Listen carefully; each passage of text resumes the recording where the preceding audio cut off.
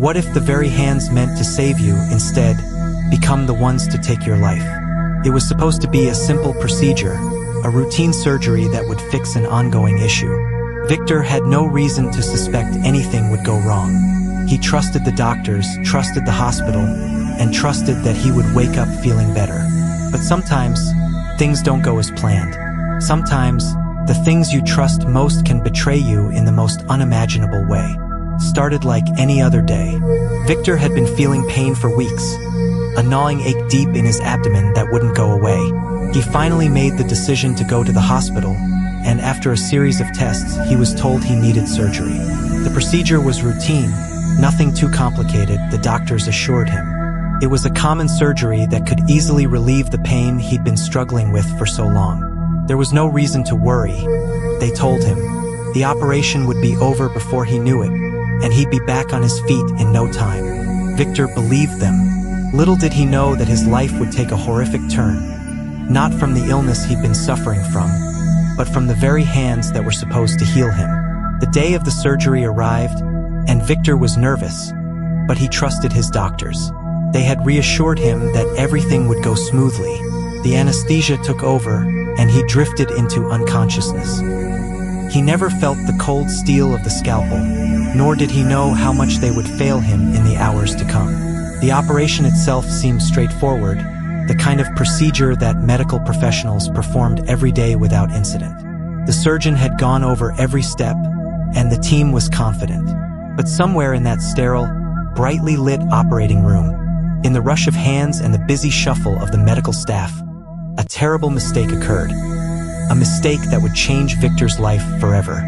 Victor awoke the next day groggy, his body heavy, his mind clouded with the remnants of anesthesia. His abdomen ached, but that wasn't what alarmed him. He felt weak, far weaker than he had anticipated. He struggled to sit up, the pain in his core too much to bear. The nurses helped him to his feet, but something wasn't right. He felt dizzy, as if his very bones were giving way beneath him. He collapsed back onto the bed, sweat dripping from his forehead. His breathing became shallow, erratic. It didn't make sense. He had been told he would feel better after the surgery. Instead, everything felt wrong. The doctors weren't concerned at first. They chalked up his condition to the typical aftereffects of surgery: nausea, dizziness, and exhaustion. But as the hours passed, Victor's condition worsened. The pain in his abdomen was sharp, unlike any pain he had felt before. It spread like wildfire, intense and unrelenting. He felt a deep, gnawing pain that made him wish he could just slip back into unconsciousness. He kept telling the nurses something wasn't right, but they dismissed his concerns. "It's normal," they said. "Just give it time." But Victor's body wasn't responding to time. It was responding to something far more sinister. By the next morning, things had taken a drastic turn for the worse. Victor's abdomen was swollen, distended, and his skin had taken on a pale, sickly hue. His heart raced, and every breath seemed to cost him more effort. His body was shutting down. The doctors scrambled to understand what had gone wrong. Then, as if by some cruel twist of fate, a surgical assistant noticed something. A faint shadow in the X-ray, something they hadn't seen before. It wasn't right. They needed to reopen him. The decision was made quickly, and Victor was rushed back into the operating room. This time, the atmosphere was different. It was tense. The surgeons knew something had gone terribly wrong, but they didn't know yet how deep the error ran. As the surgeons made the incision, they were met with a horror they hadn't anticipated. There, lodged in Victor's body, was a surgical blade. It had been left behind during the original surgery. How could this happen? How could they have missed it? The blade was sharp, its edges cutting through tissue, and it had caused severe internal bleeding.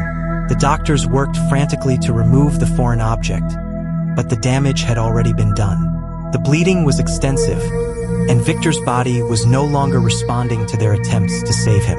The room was filled with a sense of panic and regret, but there was nothing they could do. It was too late. The blade they had left behind had taken too much from him. The next hours were a blur of frantic medical intervention.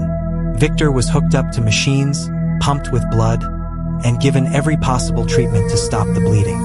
But his condition continued to deteriorate. He wasn't responding. His body had been broken not by the illness he had sought treatment for, but by the negligence of those who were meant to heal him. They tried so hard to save him, but they were fighting a battle that was already lost. Victor's body, weakened by the internal trauma and the shock of the botched surgery, simply couldn't handle the strain. His organs began to fail one by one, and there was nothing they could do to reverse the damage. As the hours passed, it became clear that Victor wasn't going to make it. His heart began to slow, and his breathing became shallow.